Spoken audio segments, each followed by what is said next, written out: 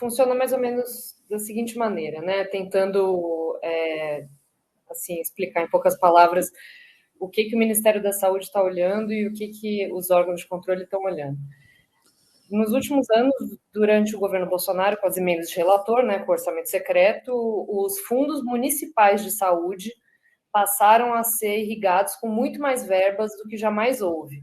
Então, era milhões entrando ali todos os meses, sem muito critério técnico para onde enviar aquilo, porque as indicações eram feitas pelo Congresso com base em critérios políticos. Então, para aumentar o teto de repasses que era permitido, porque havia uma limitação, né, técnica para isso, porque o SUS ele funciona de acordo com uma demanda. Então, a cidade ela tem que fazer um número de procedimentos ali, e aí no ano seguinte ela vai ter direito a ganhar um X de dinheiro com base na produção que ela tem.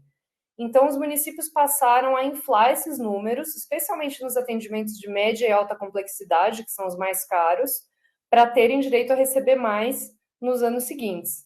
Com o orçamento secreto, isso funcionava muito bem, porque ninguém olhava depois o que era feito com esse dinheiro, não tinha um órgão de controle no governo federal olhando para isso, porque o gasto era feito pelo município, simplesmente, e aí eles podiam aumentar esses repasses ano a ano e ir usando esse dinheiro da maneira que o município achasse melhor aquilo para administrar, né, supostamente, o sistema de saúde. Então, por conta de desvios desse tipo no Maranhão, já houve uma investigação da Polícia Federal que levou a prisões, que está em andamento já no nível bem avançado lá, inclusive teve devolução já de milhões, porque a auditoria do SUS já descobriu que 53 milhões de reais foram enviados com base nisso que eu acabei de descrever, que é esse aumento que é artificial, e em outros estados também a polícia está olhando para isso e os órgãos de controle estão olhando para isso. Então, existe uma lista, o Ministério da Saúde identificou 467 municípios que têm números estranhos, discrepantes, que são, por exemplo, na reportagem a gente traz alguns números de Alagoas, né?